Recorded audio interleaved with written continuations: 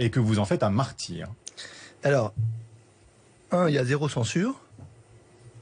2, c'est une décision que j'ai prise avec le soutien de l'ensemble de la communauté médicale et plutôt poussée par la communauté médicale à mettre fin à la possibilité de voir quelqu'un s'exprimer tout en ayant la qualité de chef de service dans un grand hôpital comme la Paix. Chef de service, ça veut dire une responsabilité sur l'enseignement des jeunes. Qu'est-ce qu'il a dit qu'il ne vous a pas convenu, et peut-être avec vous aussi, qui m'a pas convenu à moi. Qui m'a pas convenu à moi.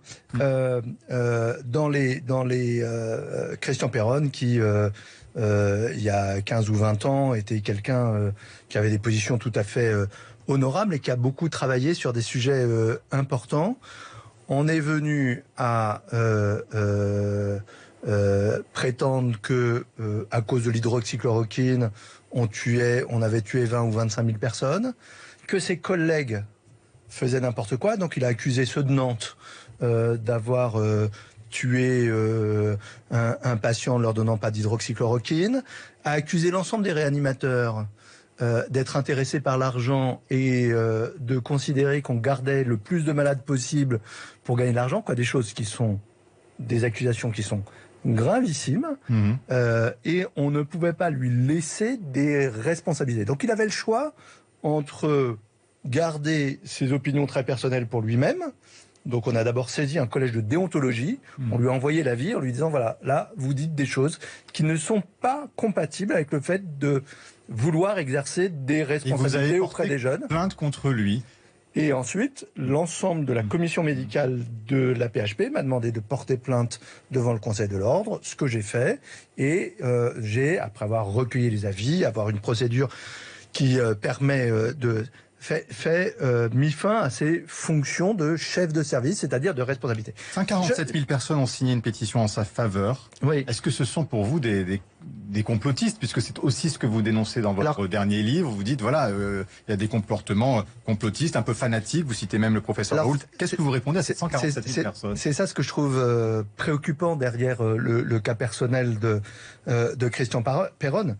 C'est la manipulation dont sont victimes beaucoup de gens qui pensent que on est rentré dans une dictature dans laquelle effectivement le complot, le virus arrangerait les autorités gouvernementales, l'industrie pharmaceutique, etc. serait une invention. On pourrait très facilement y mettre fin. Et on a vu pendant une demi-heure tout à l'heure que les questions étaient un peu plus complexes que cela. Et on se rattache à des gens qui sont manipulateurs. Moi, ce que je reproche, et ce que l'assistance publique reproche à Christian Péronne, c'est d'encourager cette manipulation, aller dans le film hold-up pour expliquer des choses qui sont manipulatrices, complotrices, et c'est pas la conception qu'on a de l'enseignement de la médecine et du comportement vis-à-vis de ces équipes et vis-à-vis des patients. Et voilà. Donc il n'y a pas de censure, hein, il peut s'exprimer où il veut, sauf que quand il s'exprime, il n'engage pas ce qu'un chef de service engage quand il est à la télé ou à la radio. Le professeur Raoult. Et il n'est pas un martyr, il est payé, il était libre de faire attention après les avertissements. Il choisit d'être parti dans ce type de comportement et de discours et de dénonciation de ses collègues. Juste 2 secondes là-dessus, quoi. Moi, on a à la paix 10 000 personnes qui ont été contaminées par le virus. On a 5 personnes qui sont mortes parmi les personnels de la paix. On a des gens, on le voyait tout à l'heure, qui n'ont pas pris leurs vacances. Il y a des gens qui bossent 12 heures par jour pour essayer de soigner les gens. Et ben moi, je suis là pour les défendre. Je suis là pour leur défendre leur conception du soin, qui est celle de 99,9% des soignants et des médecins. Et effectivement, j'ai une certaine colère quand j'entends qu'on puisse dire n'importe quoi et demander à dire n'importe quoi tout en ayant les titres, les qualités et les responsabilités qui s'attachent à des gens qui, eux, se défoncent pour aider les autres et pour aider les patients. Et je suis inquiet, je ne leur en veux pas, mais effectivement, quand je lis les messages dans lesquels on nous explique qu'on est en train de réinstituer le 4e Reich, je dis qu'il y a manipulation et qu'il faut dire stop. Vous dites stop, est-ce que vous dites stop aussi au professeur Raoult? Vous êtes aussi très dur dans les propos que vous tenez à son endroit. Pardon, c'est lui. Une forme de populisme scientifique. Alors, oui, vous évoquez une forme de fanatisme de l'hydrochloroquine, qui est un fanatisme comme un autre, dites-vous, dans votre dernier livre, et vous parlez aussi de populisme scientifique. Est-ce qu'il fait du mal à la médecine, le professeur Raoult? Et je pense que globalement, celles et ceux qui, effectivement, font croire des fadaises aux Français et donnent des visions totalement simplistes.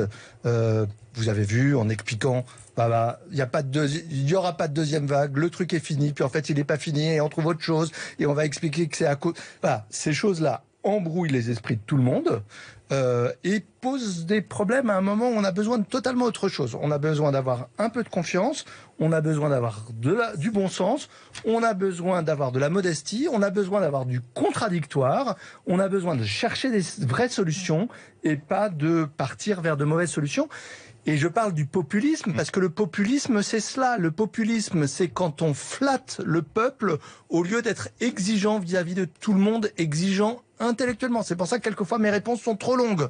Alors justement, puisque vous parlez des soignants qui sont atteints du Covid, une question de Marion Mourgue. Vous avez parlé de 10 000 personnels soignants contaminés par le Covid. Alors on a appris, le ministère de la Santé l'a reconnu, qu'un certain nombre de ces personnes contaminées continuaient de travailler. Est-ce que c'est normal aujourd'hui que des gens qui sont positifs soignent d'autres patients? Alors c'est pas ça ce qui se passe. Si vous voulez, quand vous avez, soit vous êtes cas contact, ou que vous êtes positif, ou que vous avez des symptômes... En principe, on s'isole.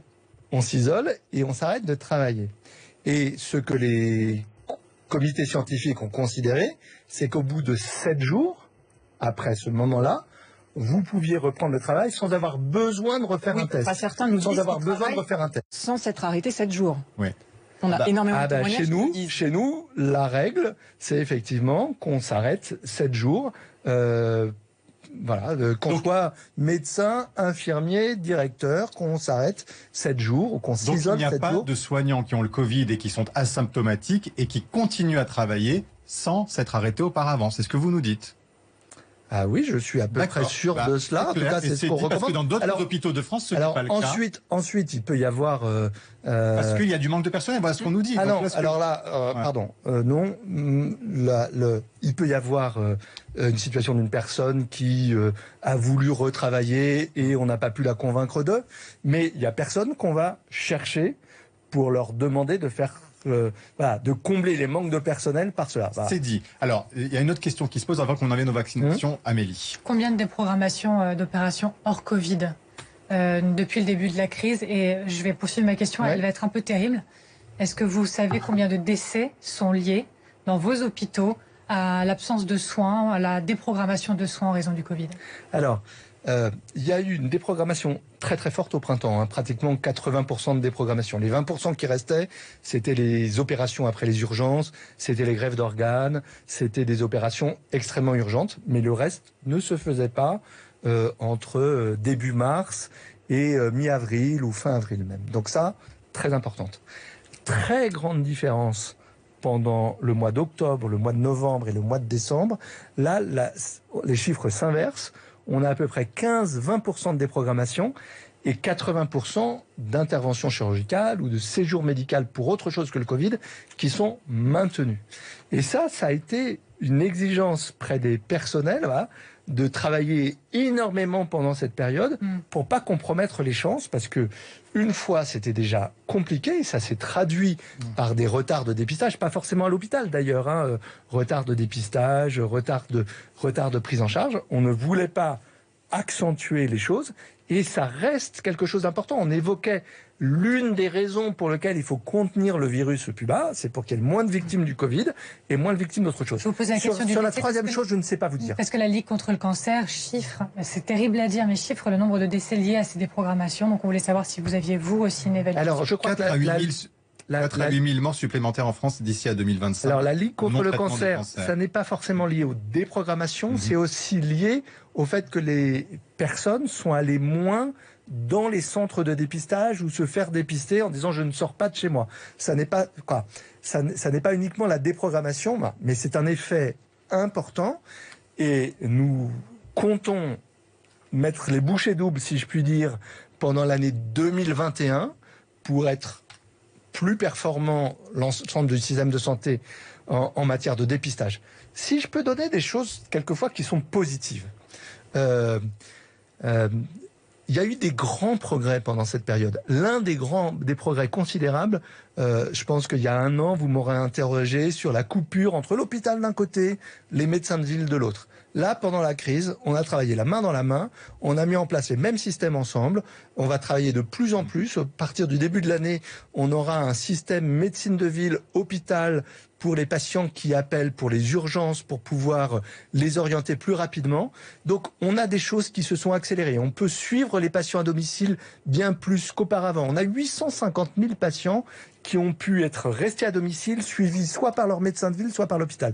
Donc, pendant cette période-là, se sont forgées des réponses solides dont j'espère qu'elles apporteront et qu'elles permettront effectivement de mieux soigner et de mieux prévenir. Voilà pour une inspiration positive. Ouais, on en vient à la vaccination. Oui, qui est positive aussi, la dans les prochaines semaines. C'est positif. Est-ce que vous appelez à la vaccination du personnel soignant dans les premiers publics? Puisque aujourd'hui, ils ne sont pas prioritaires et ils ne sont pas dans la première vague des vaccinations. Aussi, on va raisonner en gardant l'ordre et en ne mettant pas de cacophonie.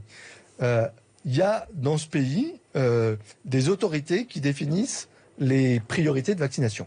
Elles ont défini comme première priorité les personnes âgées dans des hébergements. On en a certains chez nous. On appelle ça les unités de long séjour. Ce sont des patients qui restent 1 an ou 2 ans. Et donc, on est en train de mettre les bouchées doubles pour que ça puisse être en place le plus rapidement possible. Ça sera quand? Ça sera, comme ça a été annoncé par le Premier ministre, avant la fin de l'année. Décembre? Probablement autour du 27 décembre, si d'ici là, l'autorisation de mise sur le marché a bien été accordée. Nous, on a le congélateur moins 80 prêt pour cela. Vous en avez combien des supercongélateurs pour les... Nous, on en a un gros. Voilà. On en a un gros, ça va suffire pour le début. Et puis, les équipes soignantes en capacité de faire une visite médicale, on fait les choses vite, mais sans bousculade et sans précipitation. Par exemple, on ne va pas vacciner les gens contre leur gré. Alors justement, non, il y a quand même la moitié des soignants seulement aujourd'hui à la PHP qui sont vaccinés contre la grippe saisonnière. Un peu moins même, malheureusement. Même moins. Alors, combien ce sera pour le Covid? Est-ce que ça sera, à votre avis, moins que cela, puisque les appréhensions sont encore plus fortes? Combien pensez-vous qu'il y aura de soignants vaccinés qui accepteront d'être vaccinés contre le Covid? Et est-ce qu'à un moment donné, il faudra en venir à une vaccination obligatoire? Alors, je ne pense pas qu'il faille passer par la vaccination obligatoire. Je suis comme beaucoup de personnes qui pensent que la question de l'obligation ne se pose pas aujourd'hui. Et je préfère la conviction à l'obligation. Les soignants, je disais tout à l'heure que les soignants étaient des gens comme les autres. Ils peuvent avoir les mêmes réticences et les mêmes inquiétudes que le reste de la population. C'est pour ça qu'on travaille avec eux à leur donner accès, eux aussi, qu'ils soient infirmiers, qu'ils soient manipulateurs radio, qu'ils soient psychologues, qu'ils soient médecins, aux mêmes informations que les autres. On fait toutes les semaines des réunions, ils ont accès aux différents experts, ils peuvent poser toutes les questions qu'ils veulent. Voilà. Mais si je reprends, moi je considère, je faisais partie de ceux qui, il y a 6 mois, pensaient qu'on n'irait pas aussi vite sur la vaccination. Je me suis gouré et je suis content de m'être trompé. Ça a été rapide et je pense qu'on peut se réjouir d'avoir des vaccins qui vont probablement, très probablement être disponibles en France et dans les autres pays européens avant la fin de l'année. Avec des résultats qui se traduisent par 2 choses. Un, effectivement, une grande efficacité quand on regarde le groupe qui a eu le vaccin par rapport au groupe placebo. Ils sont beaucoup moins nombreux à avoir eu le Covid, beaucoup moins nombreux à avoir des formes graves. Et quand on regarde les effets indésirables, il y a un peu plus de ces effets de réactogénicité. C'est-à-dire, vous savez, quelquefois, quand vous avez un vaccin, vous avez mal à l'épaule, vous pouvez avoir un peu de fatigue, un peu de fièvre, un peu, etc., qui sont des choses qui peuvent durer quelques jours, mais on n'a pas vu d'effets indésirables très graves sur ces populations de quelques dizaines de milliers. Du coup, on s'organise pour, quand on va passer à quelques centaines de milliers, repérer s'il y a certaines sous-populations parce qu'ils ont telle maladie ou telle autre chose sur laquelle ils devraient avoir des précautions particulières. Mais l'arrivée des vaccins est une bonne nouvelle pour les soignants, pour les gens à risque, pour tout le monde. Est-ce que vous avez déjà reçu des doses, là, à l'heure où nous parlons non, à l'heure où on parle, on ne recevra pas de dose avant que l'autorisation mise sur le marché va. Et par ailleurs, s'il vous plaît, ne soyons pas à la course au jour près et à compter, etc. Vous ne pouvez pas à la fois nous demander Les Français sont impatients, ils voient que dans les pays européens, la vaccination a débuté. Oui, mais ils sont impatients, mais ils sont à la fois impatients et conscients. On ne va pas bypasser, on ne va pas s'épargner le fait qu'on fait une consultation médicale auparavant, on recueille le consentement, on fait les choses sérieusement. Il n'y a pas besoin de se bousculer. Ça va vite, ça va beaucoup plus vite que prévu. Et tant mieux, mais on fait les choses sérieusement. On ne confondra pas vitesse et précipitation. Exactement. Vous avez entendu, question express. Le grand jury, question express. Martin Hirsch, pour ou contre un passeport vert pour faciliter les déplacements de ceux qui auront été vaccinés? Contre en ce moment. D'accord. Pour ou contre un confinement contraint pour les malades du Covid? Contre le fait d'être totalement contraint, comme dans des pays où on n'est pas très respectueux des libertés, mais pour que la responsabilité, pour qu'on s'engage à respecter effectivement l'isolement et pour qu'on facilite l'isolement des personnes. Dit pour ou contre Martin Hirsch, la vaccination de l'exécutif, des ministres, du Premier ministre, du Président, à titre d'exemple? Pour quand ça sera leur tour. Pas avant. Pas de passe-droit, pas de passe-droit et pas de... Et pas de chochoterie. Vous attendrez votre tour, par exemple? Mais bien sûr que j'attends mon tour. Je vais pas aller piquer une dose de vaccin pour les soignants. Vous pourriez aussi, la question de l'exemplarité se pose. Je pense que plus ça sera rapide. On a vu le Premier ministre israélien le faire, par exemple, devant les caméras. Plus ça sera rapide pour les soignants, mieux ça sera, parce que effectivement, ils ont le droit d'être protégés, et le droit de protéger leurs patients. Mais on va commencer par les personnes âgées à risque qui habitent, qui sont hébergées dans des établissements. Martin Hirsch, faire payer les soins à ceux qui ne voudraient pas se faire vacciner. Contre. Pour ou contre la médaille de l'engagement promis par l'Élysée aux soignants? Elle a été abandonnée. Est-ce que c'est un regret pour vous? En tous les cas, on n'en a pas entendu parler. Est-ce que vous êtes pour ou contre que cette médaille de l'engagement? Je ne vois pas de la part des soignants une demande de médaille actuellement. C'est dit. Je vois une demande d'effectifs. Je suis pour le fait qu'on mette le plus vite les créations d'emplois. Je suis pour l'accord que nous avons signé avec 2 syndicats et avec la représentation médicale, justement, pour pouvoir faire avancer les choses et leur donner des conditions de travail qui soient meilleures. Alors justement, je suis 1000 fois pour cela. Alors, il y a beaucoup de questions sur votre gestion passée. C'est dans le cadre des questions qui nous ont envoyées. C'est l'heure de questions nettes. C'est le jury qui se transforme en tribunal à cette heure-ci. Allons-y. Le grand jury, questions nettes. Donc bonjour Martin Hirsch. Donc certains internautes vous reprochent d'être à l'origine de la destruction, je cite Gabriel, de l'hôpital. Et pour JM, vous êtes responsable du délitement, là encore, de l'hôpital. La crise du Covid donc a rendu la situation insoutenable pour le personnel soignant. Est-ce que vous regrettez les coupes sèches qui ont été faites à la PHP? Juste pour préciser la question de Marie-Pierre Haddad, entre 2018 et 2020, Martin Hirsch, vous avez perdu au total 926 postes dans le cadre du plan zéro hausse de masse salariale, 772 infirmiers, 9 infirmiers. Et là, vous courez maintenant après les embauches. Il vous manque 1000 postes vacants, avez-vous dit. Alors moi, je regrette pas d'avoir, il y a 3 ans, quand personne ne le disait, dit qu'il fallait augmenter le salaire des infirmières et des aides-soignantes. Je l'ai dit, je l'ai écrit, à un moment où ça faisait pas plaisir, où je me faisais engueuler par le gouvernement de dire et d'écrire cela, qu'il fallait augmenter les salaires. Et j'ai fait cette analyse qu'avec les salaires et le montant de salaire, notamment dans notre région où la vie est chère, on allait à un moment se retrouver. Vous pouvez retrouver, c'est écrit. Est-ce que là vous vous dites que du coup vous avez fait... Et donc je me suis battu pour qu'on puisse augmenter les salaires. Et pour augmenter les salaires, il fallait couper. Il fallait supprimer des postes. Non. Et par ailleurs, et donc on assiste depuis 18 mois effectivement à une difficulté de recrutement. On a renversé la tendance depuis 6 mois. On va continuer à renverser la tendance.